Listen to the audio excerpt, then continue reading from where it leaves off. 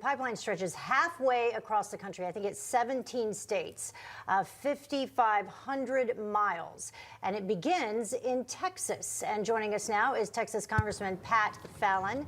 Congressman Fallon, thank you so much for joining us. What are your thoughts on this? Just your initial thoughts on how this happened and how it will impact us moving forward. Illustrates how important the Keystone XL pipeline is. The Colonial Pipeline is the largest fuel pipeline we have in the country. It pumps out 2.5 million barrels. It transports 2.5 million barrels of gasoline and fuel a day, and it serves 50 million people. So you can see it's a national security issue. And, you know, when it first happened, we weren't sure if it was eco-terrorists or a nation state. Ends up being somebody's out for ransom. And it's something that we need to address, and we need to be diverse when we come to our fuel options, and not, you know, look at the idiocy that stopping the Keystone Pipeline seems to be now when you have a threat to existing infrastructure. Mm-hmm. So it's something that we need to be very expansive on and change the policy of this administration. Yeah, Congressman, you know, we've heard a lot of talk about what should the response be, this notion of, you know, to steal from Aaron Sorkin, you know, what is the virtue of a proportional response? We seem to notice now that proportional responses do not work as any serious deterrent. We saw what happened with SolarWinds. We're seeing now what's happening with this pipeline. Cyber attacks are a growing threat to our security and our sovereignty. And it seems that we need to get a lot more serious about making sure that we give people a real warning and impediment not to ever want to mess with the United States ever again.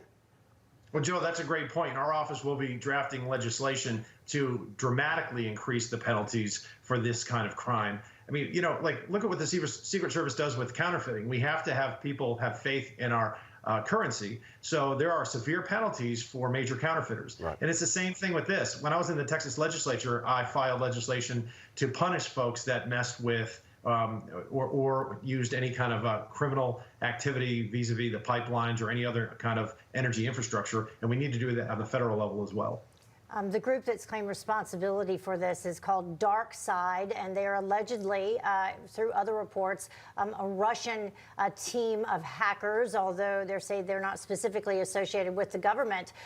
In terms of the payouts that they've received in the past, because they have done this before on at least 3 other companies, the average is about $5.6 million. So what should these companies do? Should they negotiate and pay out some of these ransoms? And what can the government do to stop that? Well, first of all, Heather, they should have better cybersecurity in the first place and invest a lot more. It's cheaper, and it's an insurance policy. This reminds me of when I was in 8th grade and we learned about Francis Drake and the privateers for Queen Elizabeth. You don't think Putin's loving all this? He gets to get money from the United States and he brings it into Russia, but he can claim no responsibility, and the Russians protect him. So we need to put the heat on the Russian government as well. If this is where, and a lot of this stuff like SolarWinds and other things, this is the briefings that we got, that seems to be where this is originating. So we need to have severe penalties and hold the nation states that harbor these folks to account as well. Do you think, quickly, I know we got to get some other stuff, but do you think that there is the need now for us to reevaluate this intersection of the private sector and the government, particularly when we know we have so much dependency on companies like Colonial, this intersection of things that we know power the nation? Those things are critical not just to our security, but also our ability to function. And is there a need for perhaps some more actual togetherness here to make sure that these core competencies are protected? Well, Joe, just like the FAA, you know, we have certain standards for airplanes and the airline industry. We should have the same for critical infrastructure and companies that provide services and products that are really, if we lose them, a national security issue.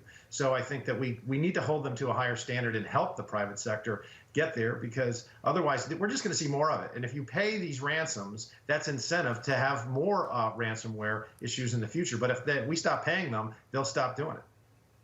We do want to switch gears and talk about something else that you're doing there in the state of Texas, this resolution asking the House to condemn Texas state Democrats over some comments that were made specifically in a Facebook post regarding Senator Tim Scott. Explain what that is about.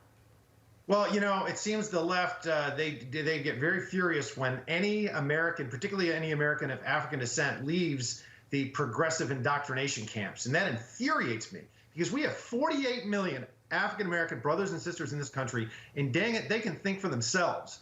If they want to leave the Democratic Party, if they want to be conservatives, they have every right to. So Gary O'Connor, the Democratic Party chair in Lamar County in Texas, called Senator Tim Scott an Oreo. It's a disgusting racial pejorative.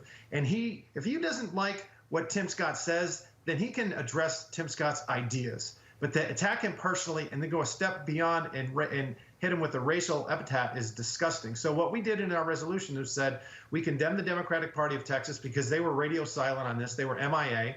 They didn't say a word. Mr. O'Connor himself didn't even apologize for an entire week. And then he submitted his resignation, and magically the local folks there didn't accept it, the local Democrats. I think it was all rigged, and they need to be held to account, because if the Democrats, Heather, didn't have double standards, they would have no standards at all. I mean, it's really crazy. Like I said, I mean, it's one thing to say, okay, he doesn't speak for all of us, but when you've actually rejected the resignation, now you're complicit in the actual act. Congressman, as always, we appreciate your work. God bless. We'll talk to you soon. Thanks, Heather. Bye, Joe. Thanks. Bye-bye.